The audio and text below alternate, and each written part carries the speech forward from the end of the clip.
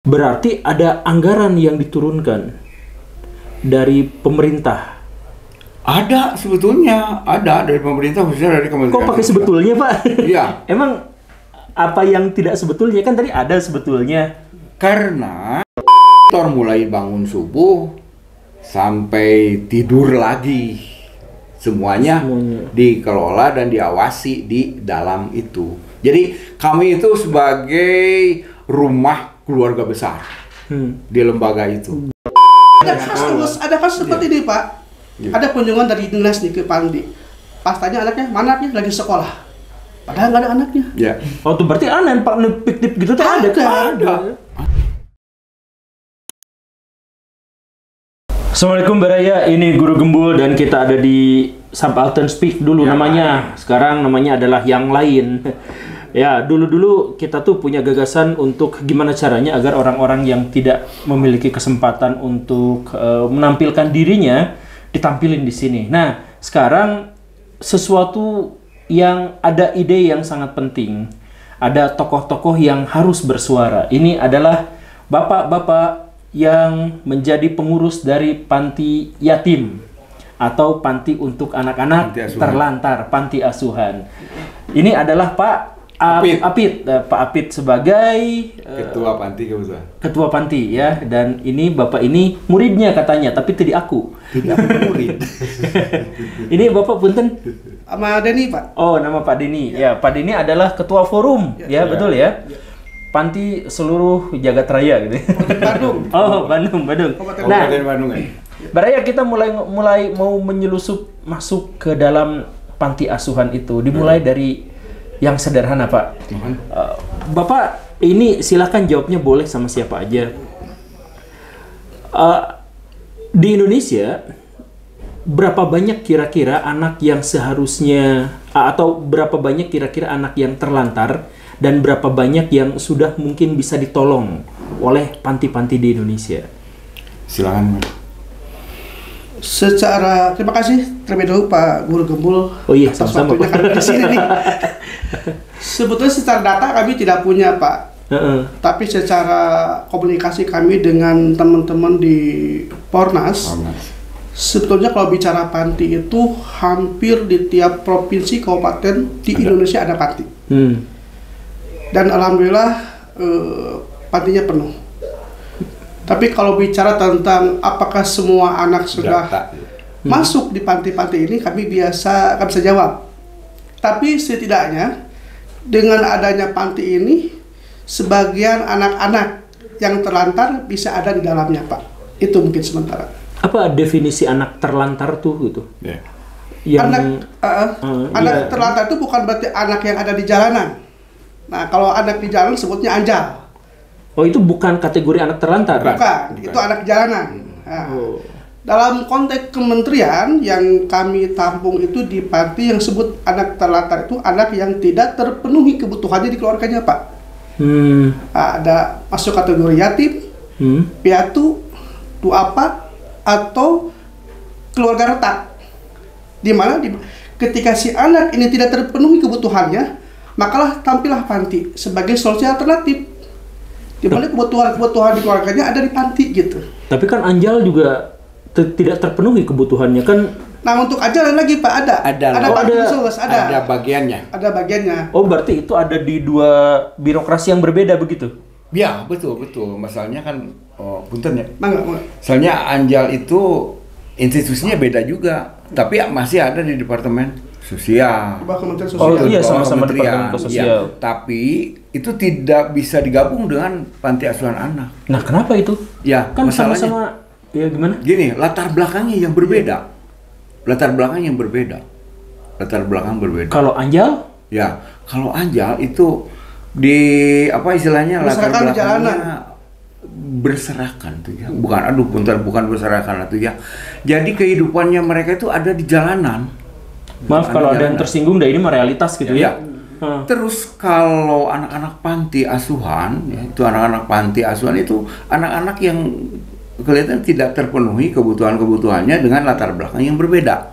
Misalnya dari anak yatim, piatu. Nah itu itu pemisahannya itu memang signifikan tuh di sana. Mungkin nggak anak-anak jalanan diasuh di panti yatim gitu atau anak terlantar gitu, mungkin nggak? Mungkin saja, cuman mereka itu kehidupannya berbeda dengan anak-anak yang panti yang latar belakangnya. Ada juga beberapa anak yang dari Anjal bisa hanya beberapa anak, dan itu akan mempengaruhi ke anak-anak klien yang ada di dalam pantinya itu sendiri. Saya agak kurang paham, tapi coba dalam misalkan ilustrasi gini ya, misal ya. Betul. Ada bapak-bapak, ibu-ibu. Betul. Pengedar narkoba. Betul. Ditangkap sama polisi. Betul. Ternyata dia punya anak 1 tahun dan 3 tahun. Ya. Nah, si anak-anak ini gak punya kerabat yang lain dan si orang tuanya di penjara. Betul. Nah, ini nanti bisa masuk? Bisa, karena akan kebutuhannya akan tidak terpenuhi.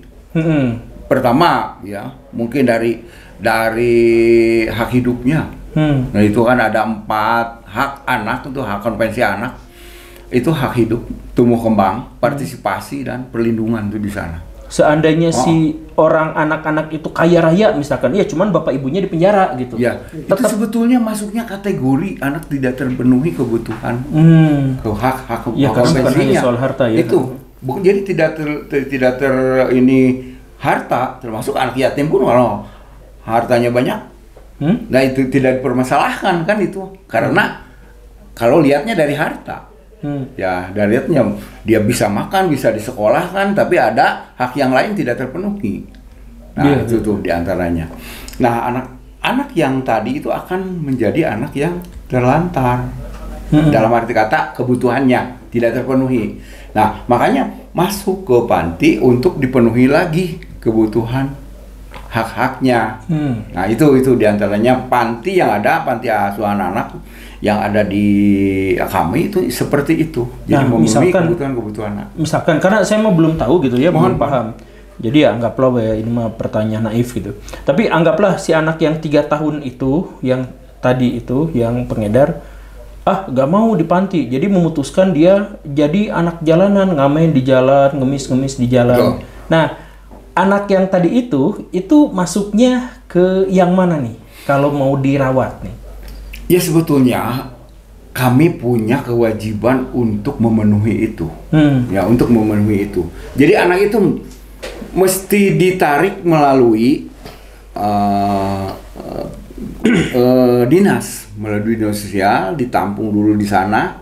Nah dari sana dirujuk ke mana nih masuknya. Dan kami juga menerima rujukan, bukan mencari.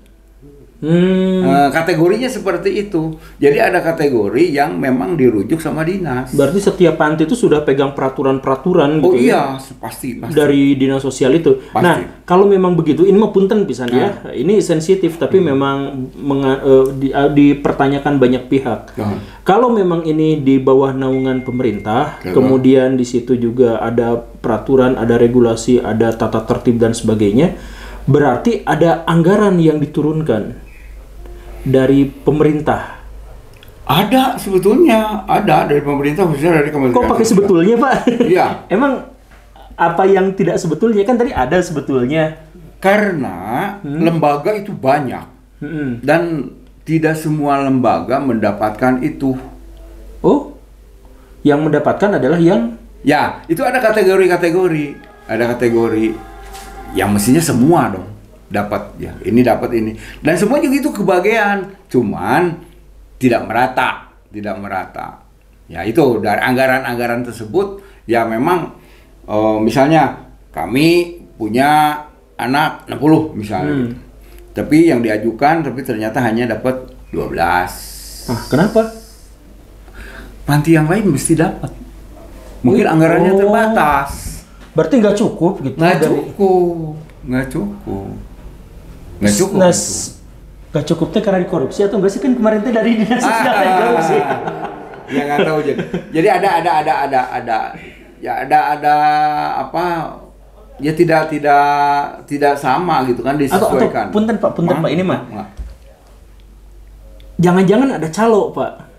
Kalau misalkan yang di dunia saya, dunia pendidikan gitu ya. Jadi sekolah mana yang berhak dapat bantuan, ya dia yang bertemu dengan calo dan ya nanti bagi hasil dengan si calo itu gitu. Dan akhirnya ini yang ini nggak kebagian dawayahnya, anggarannya terbatas. Karena anggarannya terbatas parbut, karena parbut maka si calo itu teh menawarkan ya sudah lewat saya aja gitu, lewat saya. Apakah di dunia panti juga ada? Ya kalau saya belum lihat seperti itu ya, belum melihat seperti itu. Saya ya husnudon aja kalau lihat memang anggarannya kurang cukup. Ya anggaran saya kurang cukup lantaran panti-panti sosial terutama LKS dan LKSA itu kan perlu dipenuhi.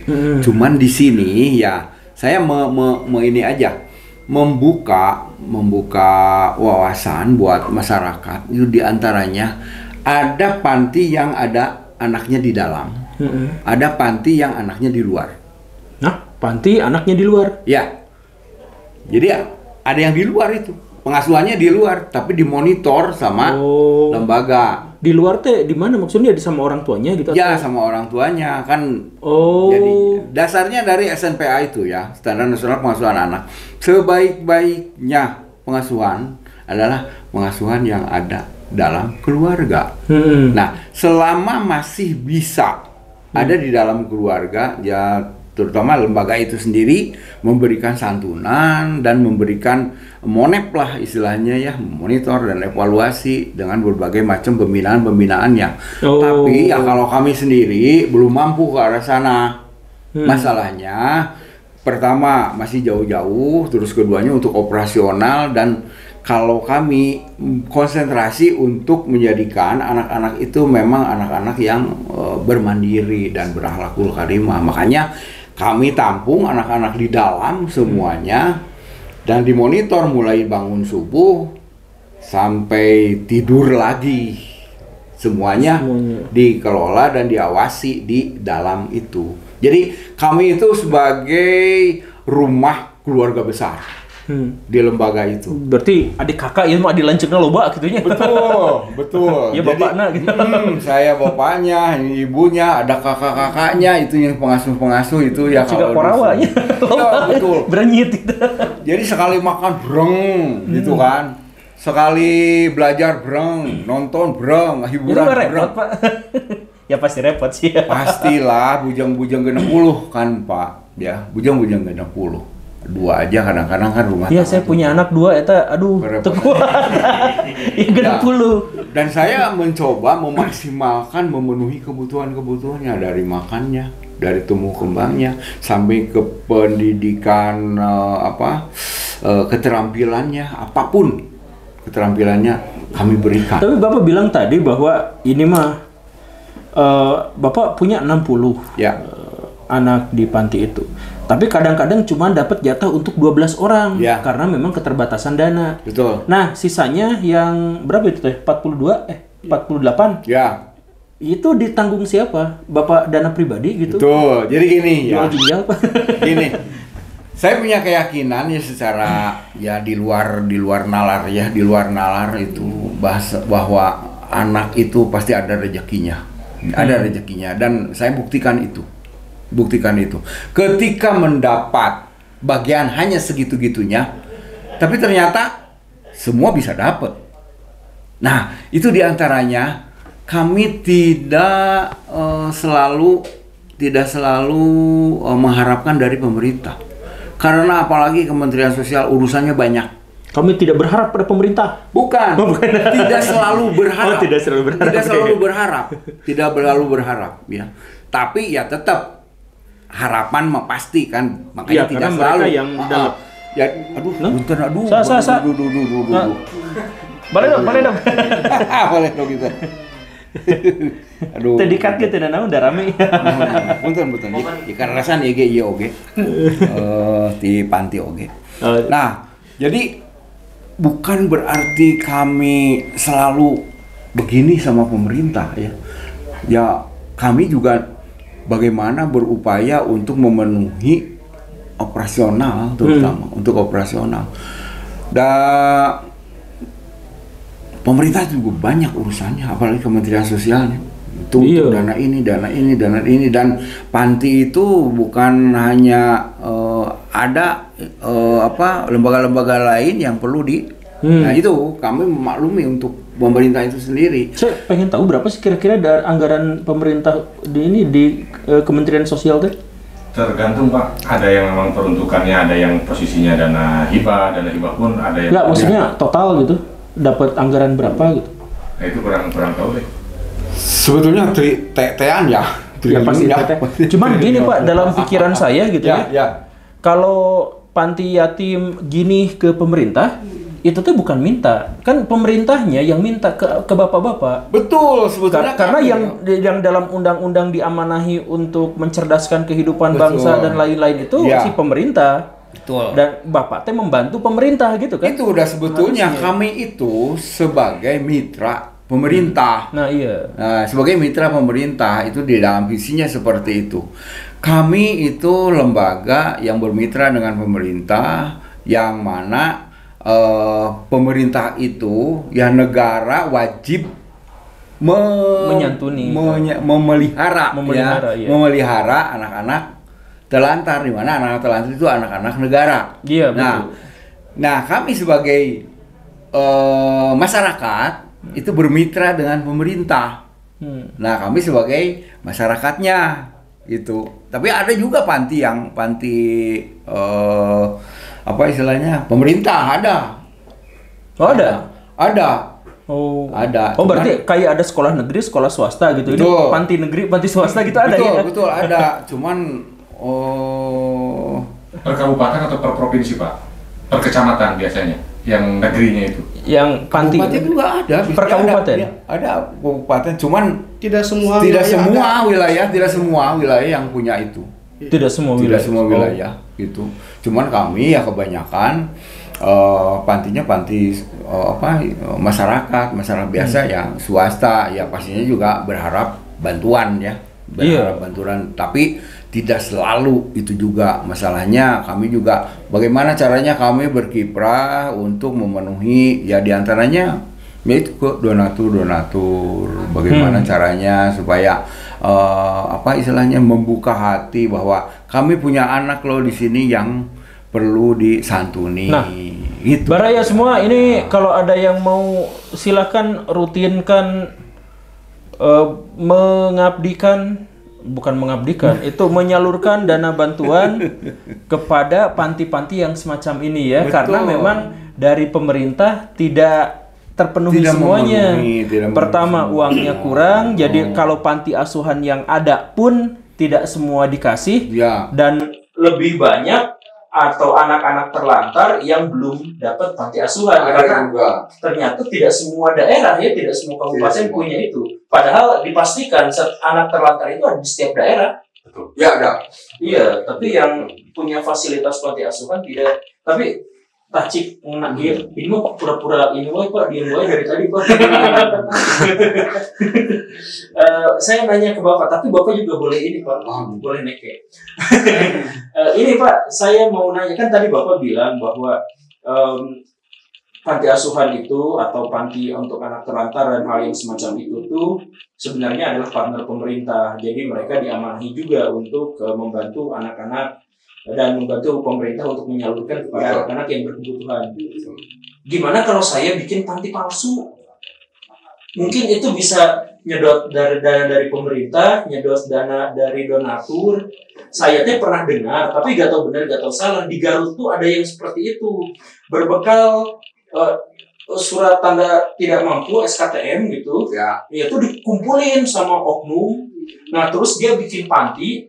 Si anaknya culin gitu, dibiarin di sana. Tapi dia kemudian dengan data itu ngajuin, kami punya anak sekian-sekian, silakan aja cek ini anak kurang mampu, kami mau bikin untuk. Nah itu tuh ada dan dapat uangnya Pak, dapat.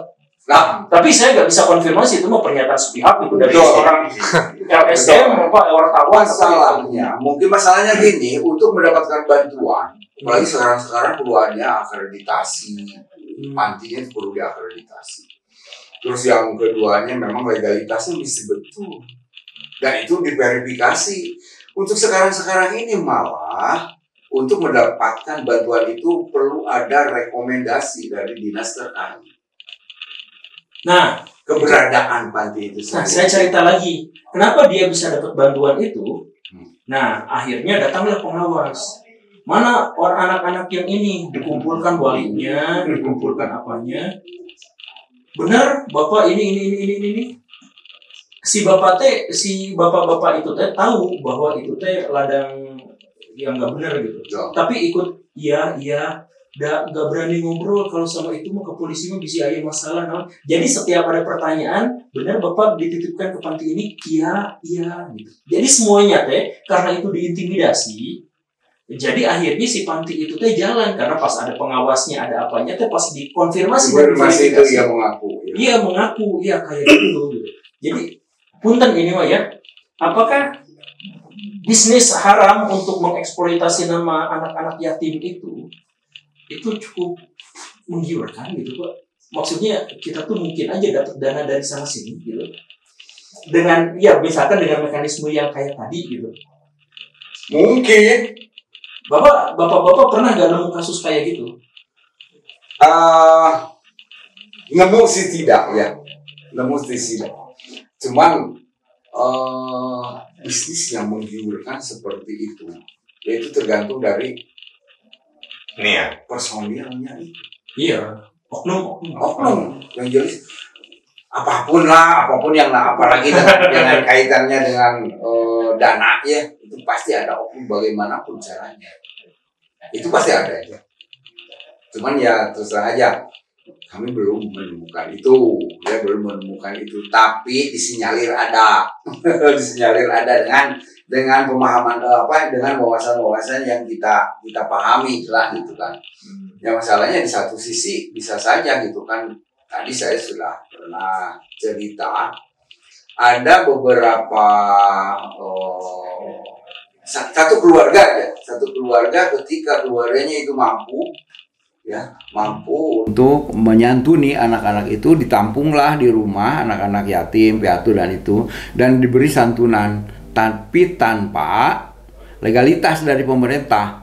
Itu ada yang seperti itu, dan akhirnya tercium dengan sama masyarakat yang lain, akhirnya mungkin saja ikut membantu.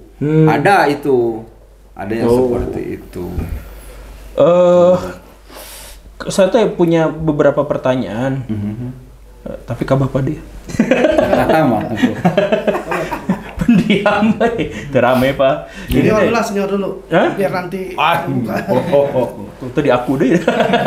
Ini kita masuk ke internal di dalam panti itu. Kan di situ ada anak-anak yang dalam tanda kutip karena satu atau beberapa hal kurang beruntung lah, jadi tidak bisa dirawat oleh keluarganya.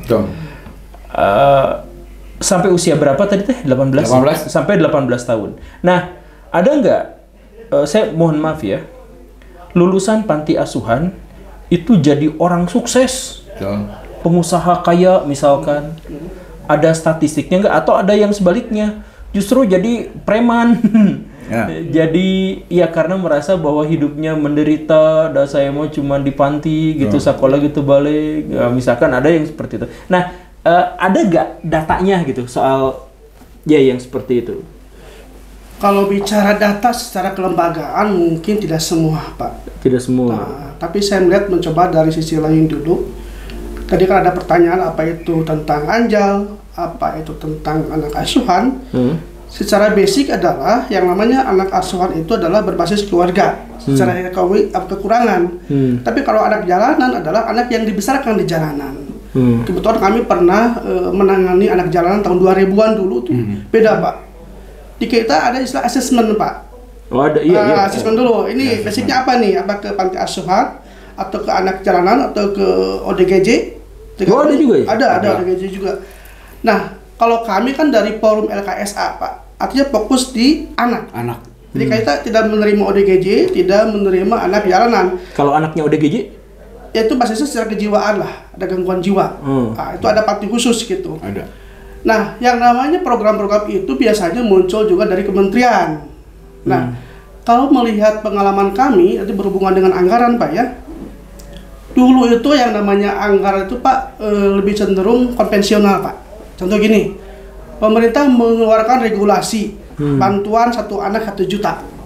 Ada dulu namanya anggaran makan dan minum. Itu tuh 1 juta teh misal atau emang segitu? Iya. Emang segitu? Iya. Oh, iya. Jadi semua panti boleh mengajukan dengan syarat 1 terdaftar. Jadi panti yang tidak terdaftar di Dinsos tidak bisa mengajukan. Bisa. Harus terdaftar dulu, setelah terdaftar baru mengajukan. Nah sekarang yang namanya pengajuan proposal konvensional sudah tidak ada Pak. Ya. Sekarang basisnya online. Pak. Namanya SIPD. Nah di SIPD boleh semua panti mengajukan yang disebut dengan kebutuhan dasar, atau mungkin ya uang sama lah tentang kebutuhan dasar itu permakanan. Di situ panti sama boleh mengajukan proposal, tapi ada tambahan syarat, bukan hanya berizin tapi terakreditasi. Dan itu bukannya di provinsi Pak. Yang tadi Pak Apit sebutkan ada 2 penanganan. Untuk panti luar itu ditangani oleh kabupaten. Untuk panti dalam itu ditangani oleh provinsi. Nah, jadi anggaran untuk panti dalam itu anggaran provinsi Pak, Dinas Sosial Provinsi.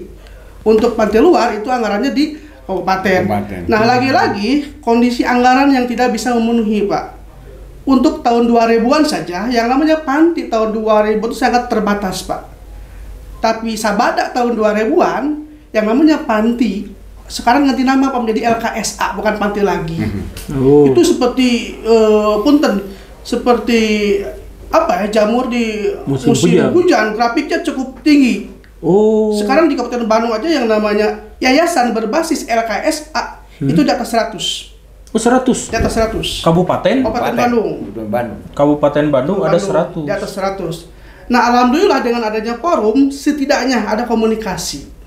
Kan tidak semua orang bisa datang ke dinas sosial dengan berbagai latar belakang kan, yang dari daerah kan lain lagi. Nah forum mencoba memediasi untuk ketemu dengan dinsos, ketemu dengan senior-senior yang sudah berjalan gitu.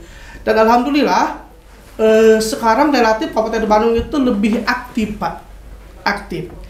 Jadi tidak hanya sebatas bukan mengharapkan mungkin bantuan dari pemerintah lewat Dinsos, tapi diusahakan panti itu punya program untuk kemandirian. Ada yang disebut dengan web. Ada web Pak. Apa web teh? Usaha ekonomi produktif. Jadi bagaimana bagaimana panti-panti itu tidak selalu namprak gitu. Nah, tapi bagaimana panti itu bisa mandiri dengan program yang dimunculkan, dan kementerian menyediakan anggaran untuk itu. Ada silakan. Jadi ada proposal untuk permakanan. Ada proposal untuk web. Itu sama di SIPD. Jadi panti-panti silakan masuk ke SIPD mengajukan permodalan. Di panti ini ada usaha apa? Ajukan silakan gitu. Ada program apa? Silakan ajukan, tapi dengan syarat tadi berizin, terakreditasi, dan disurvei Pak. Disurvei. Jadi kalau Bapak katakan di Garut Pak ya, ada panti yang dianggap fiktif. Sebetulnya bukan hanya panti Pak. Kalau Pak Guru melihat lah bagaimana fenomena dunia fundraising, dunia CSR, itu kapan ramenya Pak? Itu menjelang Lebaran Pak. Saya pernah menangkap sebuah berita di salah satu media TV nasional di Jakarta. Ada sebuah lembaga fiktif, dia sengaja sewa ruangan Pak. Dia sewa ruangan, dia bikin kantor, dia plang semua, dia siapkan orang operator, sebar proposal. Orang datang. Kan kalau Ramadan kan orang terpanggil kan untuk zakat, sedekah gitu ya. Orang terpanggil dengan manajemen yang bagus, dia store. Setelah Lebaran tutup. Nipu nage pakai manajemen yang bagus. Nah itu angkanya tidak main-main Pak. Angkanya tidak main, bisa ratusan juta Pak. Bisa. Ratusan juta. Nah kembali ke panti, kami di Kabupaten Bandung ada yang namanya panti yang benar-benar berbasis real, ada anak-anaknya juga. Tapi dengan informasi yang luar biasa hari ini, bagaimana tingkat kesadaran masyarakat sudah tinggi, orang melihat ini prospek gitu. Ini prospek. Jadi ada panti asuhan yang pure, emang mendidik anak-anak menjadi orang yang berguna. Ada yang memanfaatkan, tapi bukan di panti Pak, tapi di yayasan yang berbasis adalah fundraising. Jadi mereka mengumpulkan dana, tapi untuk programnya kerjasama dengan panti nanti. Oh. Jadi mereka mengumpulkan dana nih, kumpulkan satu kumpul, disalurkan. Itu bagus. Itu sering terjadi seperti itu. Tapi yang berisiko, yang berbahaya adalah mereka mengumpulkan dana anggaran tapi tidak disalurkan. Nah itu bahaya, hati-hati. Jadi silakan berbagi kepada panti yang beneran. Jadi yang paling efektif itu si donatur atau para dermawan datang ke panti yang ada pelangnya, ada izinnya, dan ada anak-anaknya. Lihatlah. Dan kalau bisa jangan di siang hari untuk lebih meyakinkan. Malam subuh. Kunaon gitu kalau siang? Oh siang. Oh iya Kan benar. ada kasus seperti ini Pak. Ada kunjungan dari dinas nih ke panti. Pas tanya anaknya, mana anaknya? Lagi sekolah. Padahal nggak ada anaknya. Oh tuh berarti aneh Pak, fiktif gitu tuh ada. Pak, pantinya ada, nggak ada anaknya. Nggak ada anak, bukan nggak ada pantinya ada, anaknya nggak ada. Ada goib beren Pak itu. Nah, kedua itu Pak. Ada anak yang emang di dalam panti, namanya anak panti dalam. Ada anak di luar panti. Anak di luar panti adalah anak yang masih ada basis keluarga gitu. Tapi yang anak dalam panti adalah anak yang dipenuhi semuanya kebutuhannya, makannya, minumnya, pendidikannya, keagamaan, termasuk ongkos sekolah itu dipenuhi semuanya gitu Pak. Jadi ada 2 kategori gitu Pak Guru. Tuh Pak. Betul. Tadi mau diem terus, pas kali kesempatan, wah keluar semua. Berarti kalau tadi nggak ada kesempatan, kapegung sih kan? Bagus. Ya tapi ini pertanyaan terakhir, sok mangga siapa aja yang Bapak mau jawab, terserah. Itu durasinya sudah selesai sudah. Ini yang tadi itu, ada nggak Bapak contoh punya alumni dari dari panti ini ternyata sukses, atau ada dari panti, aduh ternyata dia jadi kriminal, jadi tukang nusuk orang itu di pasar gitu misalkan. Itu ada datanya nggak, pendataan yang seperti itu setelah usia 18 tahun gitu. Kan 18 tahun tuh Pak masih rawan sebenarnya gitu. Jadi ya kalau di angkatan bukan di luar panti mah gitu 18 tahun teh hayang kuliah kene, hayang dibekalan kene ku kolot gitu ya. Nah, itu ada nggak data atau cerminan atau evaluasi tahunan bahwa si anak ini yang dulu di sini tuh udah sukses gitu, jadi anggota DPR misalkan gitu. Ada nggak Pak? Ya untuk kriteria suksesnya sampai di mana dulu ya itu tadi. Ya sampai di mana dulu. Jadi ada kemarin ada beberapa ya di alumni kami ada beberapa anak yang ya ikut caleg gitu kan ya. Oh ada ikut caleg ya? Ada bener gitu. Walaupun eleh ya. Ya itu ya. Tapi kan mencoba membuka potensinya gitu. Betul. Terus ada juga yang memang gagal, itu ada juga gitu kan. Cuman tidak lihat sampai ke kriminal mah gitu kan. Nah itu diantaranya. Ada data di kami itu. Jadi ya sama aja seperti didikan orang tua gitu ya. Betul, sama aja ada jadi yang kami itu di lembaga tidak bisa mencetak anak mesti jadi ini gitu. Iya, betul. Bisa. Hanya mengarahkan saja. Jadi dari awal diberi wawasan dan berbagai ilmu pengetahuan ya. Jadi nanaon gitu, asal sukses gitu ya. Jadi sukses. Iya, mau jadi tukang DPR, mau jadi atlet, ya silakan. Tergantung lembaganya, bagaimana lembaganya mengarahkan. Ada yang lembaga itu emang dia fokus bagaimana dia punya kecerdasan. Gitu. Ada satu informasi Pak, udah almarhum mungkin sekarang, ada tokoh nasional sebetulnya. Dia bisiknya panti Pak, almarhum. Itu anggota Dewan Pusat. Oh ada ya? Ada. Orang atau NTB atau NTT, dia bicara di parlemen, di DPR Pusat. Jadi semua orang cukup ternyuh juga. Dia pernah diundang oleh Forum Nasional oleh Pak Haji Yanto itu kan bagaimana dia ternyata ada ya? Ada. Yang sampai level DPR. Iya. Ada. Cuman yang jadi masalah kadang gini Pak, sekarang itu kan bukan lagi panti asuhan namanya. Dia. Tapi LKSA. Stigma Pak. Stigma itu mempengaruhi psikologi anak Pak. Oh iya, kalau dikasih nama panti asuhan. Itu. Betul. Kami alumni panti asuhan. Betul. Beda dengan alumni pesantren. Nah iya. Alumni sekolah. Beda. Alumni panti itu seakan-akan disimpan nih Pak. Jadi munculkan stigma. Ya saya juga kemakan stigma itu. Iya. Tapi artinya sebenarnya mereka juga dalam tanda kutip ya berbahagia, hidup makan berkecukupan. Dan jadi gini, ada semacam pemahaman yang di masyarakat itu ampun nyumbang nggak panti gitu. Nyumbang nggak panti.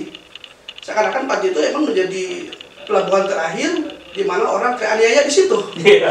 Tapi ternyata tidak. Dan Baraya ini punten ya. Dan Baraya ini Kang sini. Ini ada contoh anak yang dibesarkan dari LKSA. Bukan panti asuhan, tapi LKSA. Polanya beda. Dan sekarang justru malah menjadi aktivis untuk anak ya. Iya, aktivis anak. Aktivis anak Kang kesini. Enggak cuma nongol aja kan di sini cuma. Kamera ini nih. Ini salah satu yang sukses karena dulunya berasal dari yang terlantar itu sekarang menolong anak-anak terlantar. Nah, itu ya. Ada triliunan orang yang ditolong gitu. Yang nyata dan yang gaib gitu.